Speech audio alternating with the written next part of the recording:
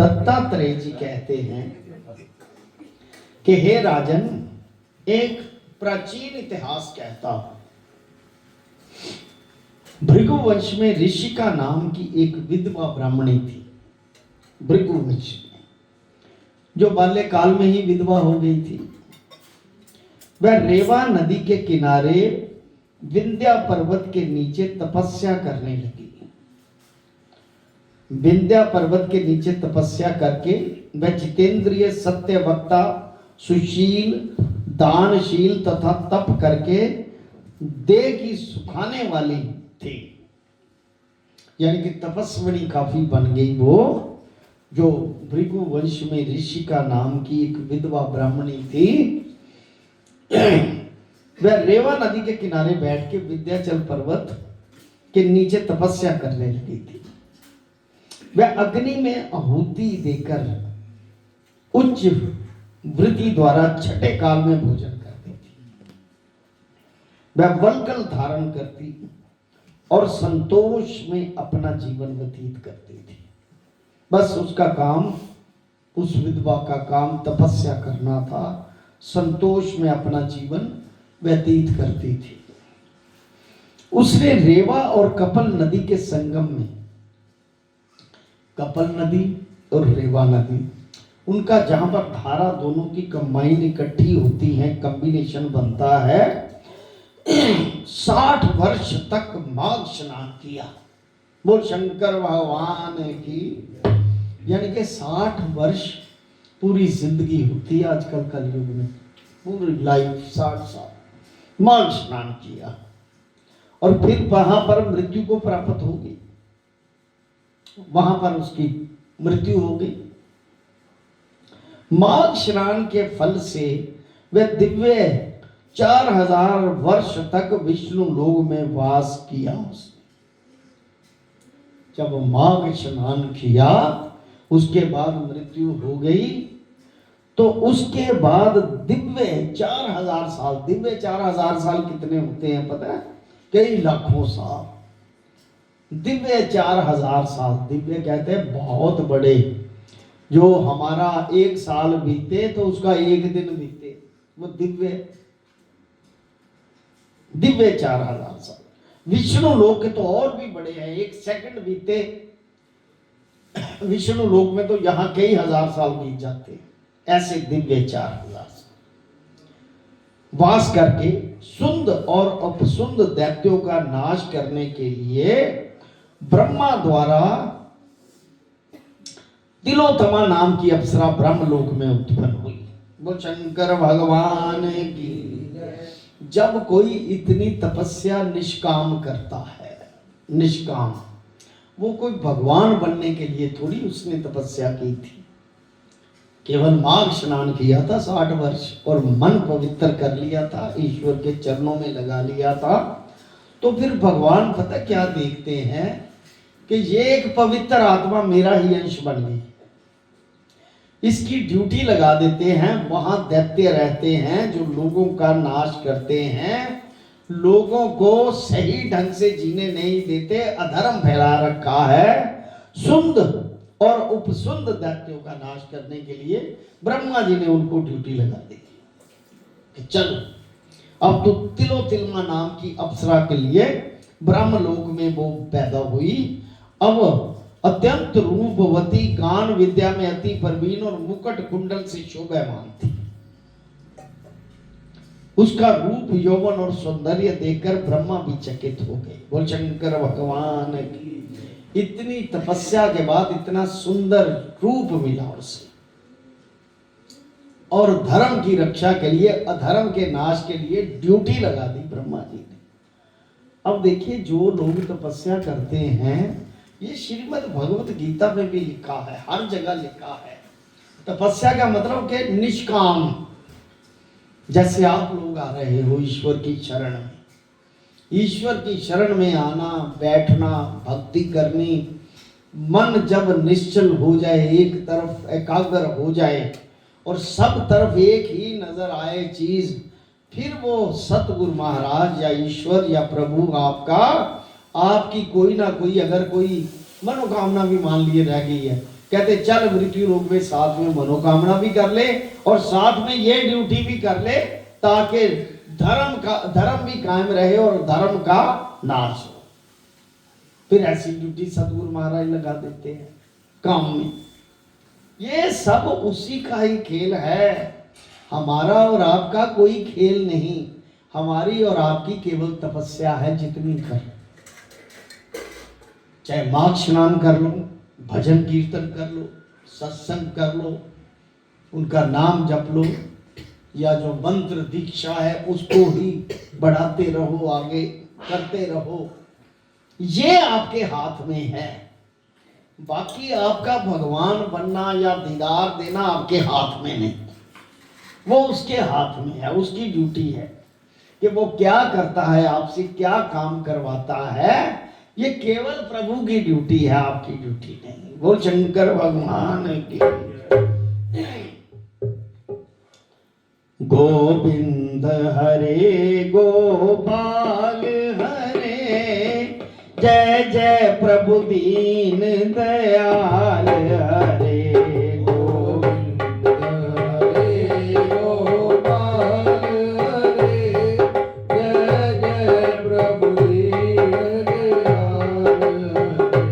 गोविंद हरे गोपाल हरे, जय जय प्रभु दीन दयाल हरे। गोविंद हरे गोपाल हरे, जय जय प्रभु दीन दयाल हरे। जय जय प्रभु दीन दयाल हरे, जय जय प्रभु दीन दयाल हरे।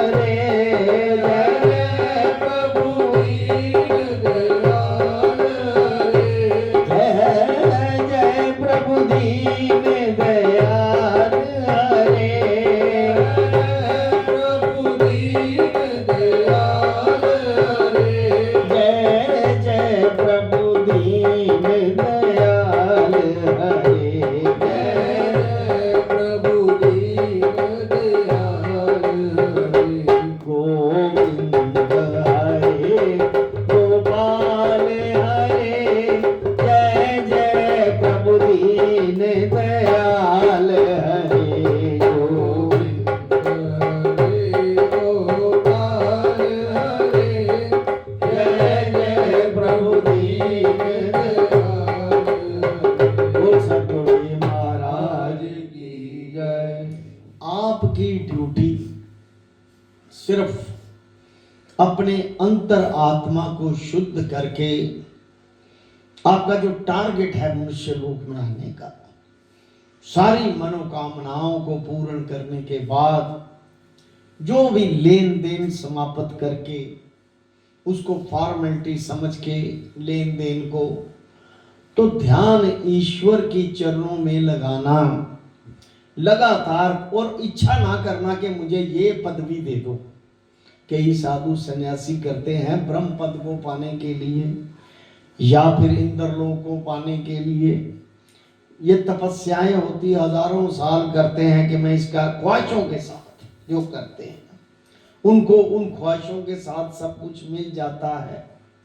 लेकिन जो अंतरात्मा सिर्फ उसी के साथ जुड़ना चाहती है, वो केवल उसी की ड्यूटी बनती है। उसने उस अपना अंश जो बिछड़ा था, जो मिल रहा है उसके साथ, उसमें चमक कितनी लानी है, वो उसकी ड्यूटी है। आपकी ड्यूटी केवल भक्ति करना, इससे ज्यादा कुछ नहीं। सिर्फ उसकी गुलामी, सेवकाई, भक्ति, इससे ज्यादा कुछ नहीं आपका रोल। बाकी रोल उसका है कि वो क्या करे। बोल शंकर भगवान की। उसका रूप और यौवन सौंदर्य देखकर ब्रह्मा भी चकित हो गए।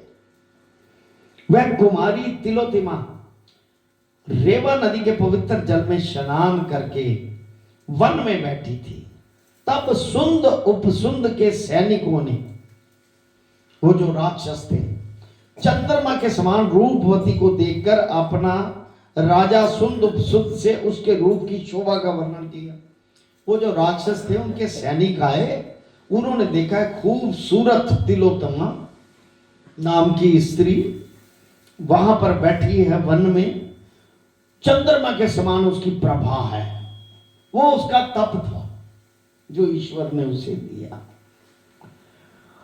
और कहने लगे कि कामदेव को लज्जित करने वाली ऐसी परम सुंदर स्त्री हमने कभी नहीं देखी।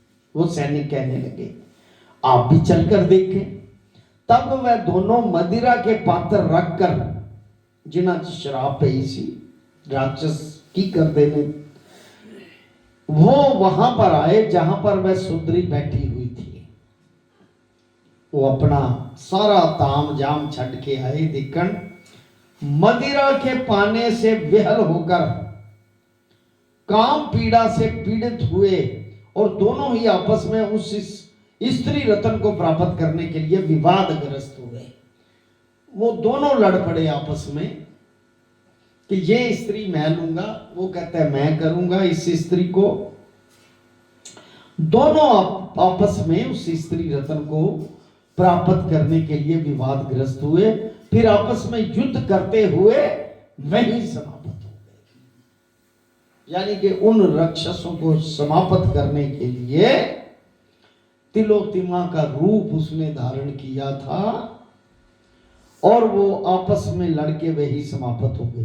तब उन दोनों को मरा हुआ देखकर उनके सैनिकों ने बड़ा कोलाहल मचाया और तब तिलोत्तमा काल रात्रि के समान उनको पर्वत से गिराती हुई दसों दिशाओं को प्रकाशमान करती हुई आकाश में चली गई और देव कार्य सिद्ध करके, ये देव का कार्य था, प्रभु ने ड्यूटी लगाई थी, वो सिद्ध किया उसने।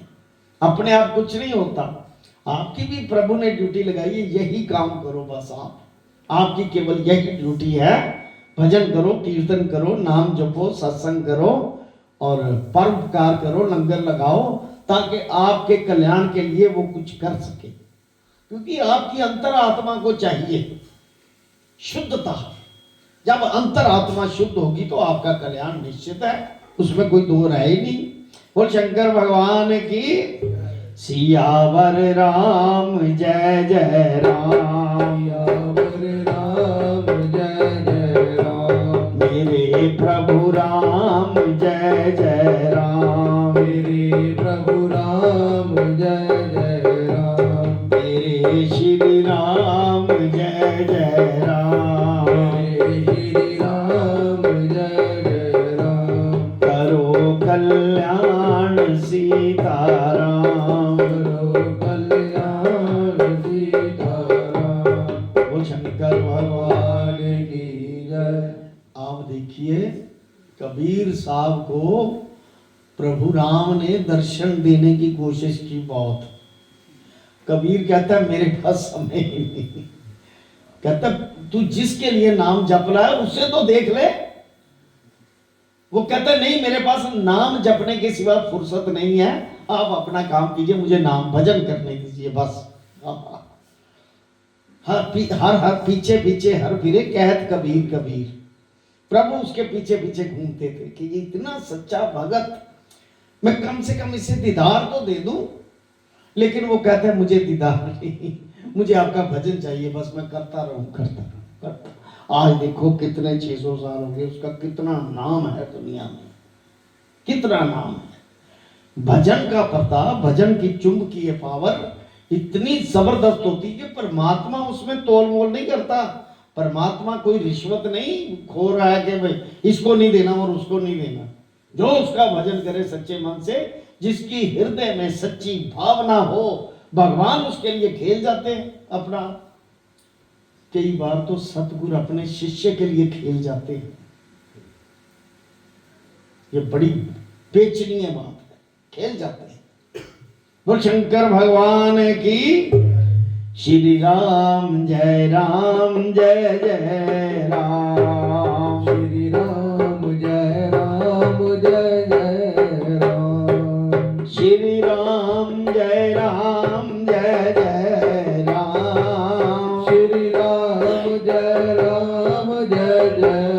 राम, श्री राम जय जय राम, श्री राम जय जय राम, श्री राम जय जय राम। वो शंकर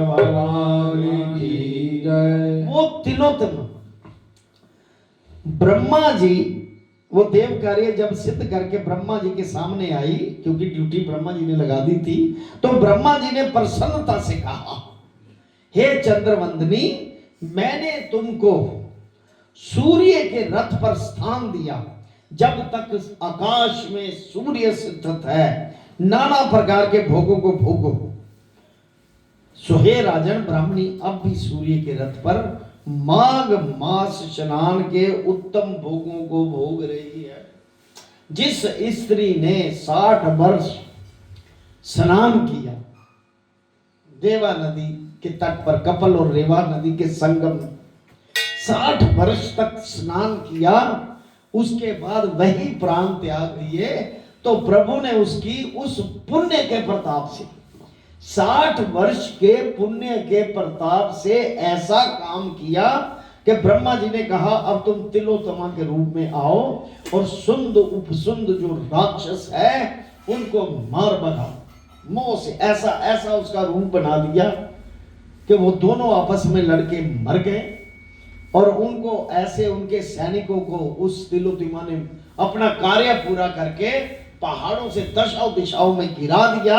उसके बाद ब्रह्मा जी ने उसको सूरज के रथ पर विराजमान होने का, जब तक सूरज रहेगा, आज भी वो माघ महात्म के स्नान से, उसके पुण्य के प्रताप से सूरज पर विराजमान है। बोल शंकर भगवान की जय। इसलिए श्रद्धावान पुरुषों को, जो श्रद्धा रखते हैं ईश्वर पर, उत्तम गति पाने के लिए यत्न के साथ माघ मास में विधि पूर्वक स्नान करना चाहिए। अब देखिए, केवल स्नान का महत्व है। स्नान से अगर देह पवित्र होती है तो देह के साथ साथ आत्मा में भी वो भाव जागना शुरू हो जाता है, सात्विक। जब सात्विक मन और बुद्धि में भाव जागना शुरू होता है तो ईश्वर के आप अंश हैं, ईश्वर स्वयं उस अंतरात्मा को खोजने के लिए बहुत ज्यादा उसको प्रेरित करता है, उस आत्मा को कि मेरे पास आए ताकि मैं इसे अपने अंदर समारोह कर लूं। तरह तरह की ड्यूटियां लगा देते हैं फिर ईश्वर, फिर उसके बाद उसे एक ऐसा उच्च स्थान देते हैं। ये भगवान का अधिकार है, उसकी तराजू है, उसकी तकड़ी है। ये किसी आम इंसान की बात नहीं। आपकी भक्ति को कोई छीन नहीं सकता, ये ध्यान रखना। जितनी आपने भक्ति की, कौन छीनेगा आपकी भक्ति? जब प्रभु आपके साथ है, आप करते रहो, बाकी चीजें चोरी हो जाएंगी। विद्या, ज्ञान, भक्ति, ये चोरी नहीं होता। धन चोरी हो सकता है। बोल शंकर भगवान की। सियावर राम जय जय राम, सियावर राम जय जय राम, मेरे प्रभु राम जय जय राम, मेरे प्रभु राम जय जय राम, मेरे श्री राम जय जय राम, मेरे श्री राम जय जय राम। आइए छठवां अध्याय। पूर्व समय में सतयुग के उत्तम निषेध नामक नगर में हेम कुंडल नाम वाला कुबेर के सदृश धनी वैश्य रहता था, धनी रहता था, जो कुलीन, अच्छे काम करने वाला, देवता, अग्नि और ब्राह्मण की पूजा करने वाला था। खेती का काम करता था। वह गौ, घोड़े, भैंस आदि का पालन करता और दूध, दही, छाछ, गोबर, घास, गुड़, चीनी आदि अनेक वस्तु बेचा करता। और उसने इस प्रकार बहुत सा धन इकट्ठा कर लिया था, पैसा बहुत आ गया था। जब वह बूढ़ा हो गया तो मृत्यु को निकट समझकर उसने धर्म के कार्य आरंभ कर दिए। अब देखिए कितनी जब ख्वाहिशें होती है ना इंसान के अंदर, बात समझ नहीं है, बस अपने अंदर घटानी है। सबसे पहले तो पिछले जन्म के कर्म साथ आते हैं, उसके साथ साथ ख्वाहिशें भी आती हैं, साथ साथ लेन देन का सौदा भी होता है। इससे माँ से लेना है, बाप से लेना है, या देना है, या बहन का कर्जा देना, या भाई का देना, ये सारा कुछ साथ में लिखा आता है। उसको निपटाने के बाद जब उम्र होती है जैसे 70-72 हो जाए, अब पता है मैं खास ज्यादा नहीं रह सकता, तो उस वक्त भगवान की तरफ सारा कुछ समाप्त करके, क्योंकि थोड़ी थोड़ी सी अपने अंदर ये जो चतुराई है जरूर बरते कि भगवान के पास मैं कैसे जाऊंगा, सब मेरा लेन देन समाप्त होते, सब कुछ खत्म हो गया, अब मुझे उसकी भक्ति करनी चाहिए। तो अंत समय में भी कई भक्ति करके पहुंच जाते हैं वहां पर, अंत समय में सारा कुछ हो जाता है, कंप्लीट हो जाता है। कहता है जब वह बूढ़ा हो गया तो मृत्यु निकट समझकर उसने धर्म के कार्य आरंभ कर दिए। जितने भी धर्म के कार्य, भजन कीर्तन, विष्णु का नाम, सत्संग, कथाएं पढ़ना, भगवान विष्णु का सबसे पहले मंदिर बनवाया उसने, पैसा था, कुआं, तालाब, बावड़ी, आम, पीपल आदि के वृक्ष तथा सुंदर बाग बगीचे लगवाए। पीपल के वृक्ष से बात याद आ गई, पीपल है ब्रह्मा जी, ब्रह्मा जी का अवतार है पीपल, पीपल पिता भी है, ब्रह्म पिता है ना, सबका पिता भी है पीपल। अगर शमशान घाट में कोई पीपल लगा के उसको पानी सींचता है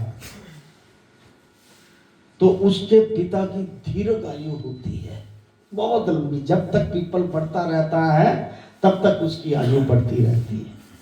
ये भी एक विधि है, ये कोई उपाय नहीं, ये विधि है, रास्ता है, स्पिरिचुअलिज्म का एक रास्ता है। मान लीजिए किसी का पिता ही बीमार है तो वो पीपल लगा दे जाके और वहां पर पानी सींचे, जैसे जैसे वो बढ़ेगा उसके पिता निरोग होता जाएगा, ठीक, क्योंकि पीपल में 24 घंटे ऑक्सीजन मिलती है। वो जिन जीवों को ऑक्सीजन मिलेगी, जहां जहां जो जाते हैं, जैसे जैसे होते हैं, वो आपको भी उसका फल मिलता है, इसलिए उनकी आयु बढ़ती है। बोल शंकर भगवान की। कहते पीपल आदि के वृक्ष तथा सुंदर बाग बगीचे लगवाए उसने लोगों की भलाई के लिए। सूर्य उदय से सूर्य अस्त तक वह दान करता, सुबह से शाम तक वही व्यापारी दान किया करता।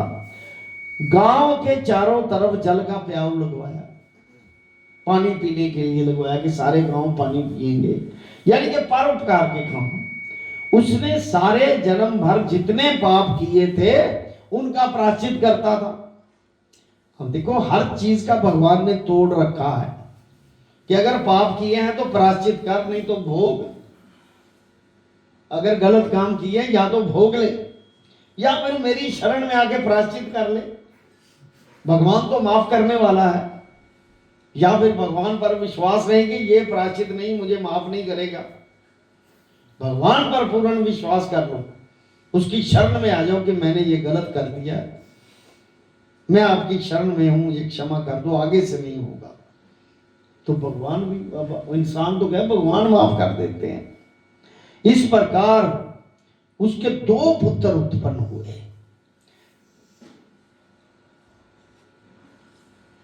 जिसका नाम उसने कुंडल तथा विकुंडल रखा। जब दोनों लड़के युवा अवस्था को प्राप्त हुए तो हेम कुंडल वैश्य गृहस्थी का सब कार्य सौंपकर, कुंडल वैश्य गृहस्थी का सब कार्य सौंपकर भगवान की तपस्या के निमित्त वन चला गया। वो जो व्यापारी था, वैश्य था, वो गृहस्थी के सामने अपने बच्चे को सौंपकर भगवान की तपस्या निमित्त वन में चला गया। वहां विष्णु की आराधना में शरीर को सुखाकर अंत में विष्णु लोक को प्राप्त हुआ। बोल शंकर भगवान की। इससे एक बात ध्यान में आ गई, बोल सदगुरुदेव महाराज की। जब आपकी अंतर आत्मा को ये महसूस होना शुरू हो जाए, एक ये भी अवस्था आती है कि अब मेरा संसार से लेन देन कोई रह नहीं गया, ये अवस्था आती है, किसके लिए करूं, सब कुछ तो हो गया। तब उसकी शरण के अलावा कुछ ना मांगे, बस मुझे उसकी शरण चाहिए, ऐसा प्रभु की शरण में चला जाए तो उससे भगवान खुश होके, भगवान उनको अपने हृदय में वास देते हैं ब्रह्मलोक में वास देते हैं, वैकुंठ में वास देते हैं। ख्वाहिश रहेगी तो देवलोक में वास हो जाएगा, लेकिन तपस्या वेस्ट नहीं जाती, ये ध्यान रखना। तप कभी वेस्ट नहीं जाता, जितना भी किया वो वेस्ट नहीं जाएगा। वहां विष्णु की आराधना में शरीर को सुखाकर अंत में विष्णु लोक को प्राप्त हुआ। उसके दोनों पुत्र लक्ष्मी के मद में प्राप्त बुरे कर्मों में लगे। पैसा बहुत था, जोड़ा हुआ था। हमारे सुमित्रानंदन पंत जी एक लेखक पोएम लिखते थे कि पूत कपूत तो क्यों संचे, अगर पुत्र कपुत्र ने निकल आना है तो क्यों जोड़ना, उन्हें तो बर्बाद कर देना। फिर कहता है पूत सपूत तो क्यों संचे, अगर सपूत निकले तो अपना कमा के खा लेगा, उधर लिए जोड़ने की लोड़ है, वो खा लेगा। सपूत निकले, सपुत्र निकले, कमाई करेगा। बहुत अच्छा उन्होंने लिखा था, यह बहुत अच्छी पोएम थी, कविता थी। बोल शंकर भगवान की सियावर राम जय जय राम, जय जय राम, मेरे प्रभु राम जय जय राम, मेरे प्रभु राम जय जय राम, करो कल्याण सीताराम, करो कल्याण सीताराम। उसके दोनों पुत्र लक्ष्मी के मद में प्राप्त बुरे कर्मों में लग गए। वैश्यगामी वीणा और बाजे लेकर वैश्याओं के साथ गाते फिरते, अच्छे सुंदर वस्त्र पहनकर, सुगंधित तेल आदि लगाकर, भांड और खुशामदियों से घिरे हुए हाथी की सवारी करते थे और सुंदर घरों में रहते थे। इस प्रकार ऊपर बोए बीज के सदृश वे अपने धन को बुरे कामों में नष्ट करते थे।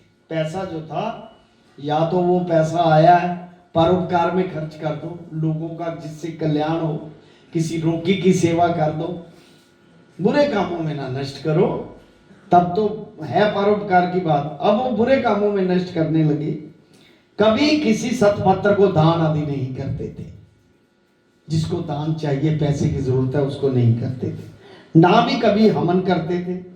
देवता या ब्रह्मा जी की सेवा ना उन्होंने की, तथा भगवान विष्णु की भी पूजा नहीं की। इस प्रकार थोड़े ही दिनों में उनका सारा पैसा समाप्त हो गया। वह दरिद्रता को प्राप्त होकर अत्यंत दुखी हुए। गरीबी में, बाद में गरीबी आ गई उन पर, क्योंकि पैसा समाप्त हो गया, आगे कोई काम नहीं किया। भाई जन सेवक उपजे भी इनको छोड़कर चले गए।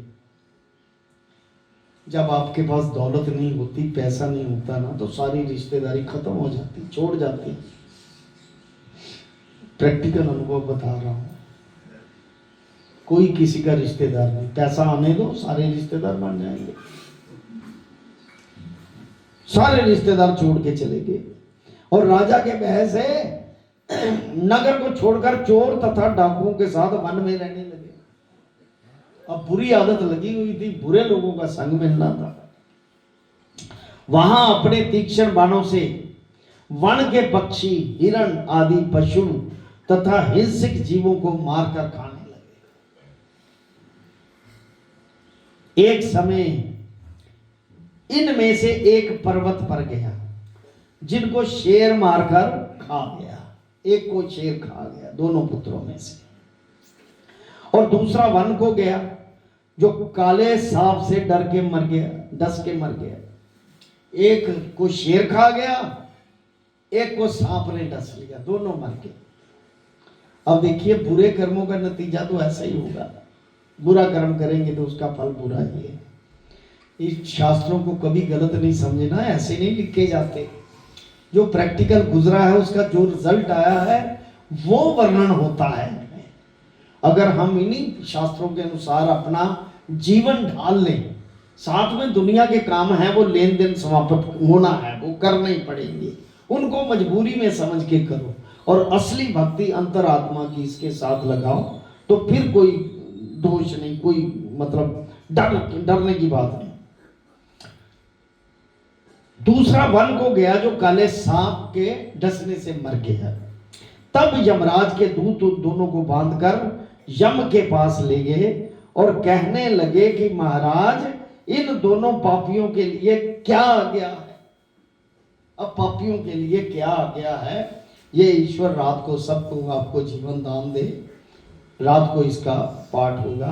बोल शंकर भगवान की जय, सियावर राम जय जय राम, सियावर राम जय जय राम, मेरे प्रभु राम जय जय राम, मेरे प्रभु राम जय जय राम, मेरे श्री राम जय जय राम, मेरे श्री राम जय जय राम, करो कल्याण सीताराम, करो कल्याण सीताराम। ओम नमो शिवाय, हरि ओम नमो शिवाय, ओम नमो शिवाय, हरि ओम नमो शिवाय, ओम नमो शिवाय, हरि ओम नमो शिवाय,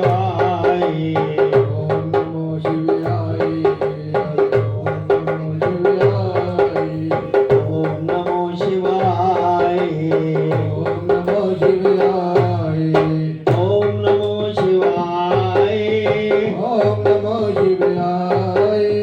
ओम नमो शिवाय, ओम नमो ओम नमो शिवाय, ओम नमो शिवाय, इंद्रिश नमो ओम कलिंग कृष्णाय नमो, ओम कलिं कृष्णाय नमो, ओम कलिंग कृष्णाय नमो, ओम कलिं कृष्णाय नमो, ओम कलिंग कृष्णाय नमो, ओम कलिं कृष्णाय नमो, ओम कलिंग कृष्णाय नमो, ओम कलिं कृष्णाय नमो, ओम नमो भगवते वासुदेवाय, ओम नमो भगवते वासुदेवाय, ओम नमो भगवते वासुदेवाय,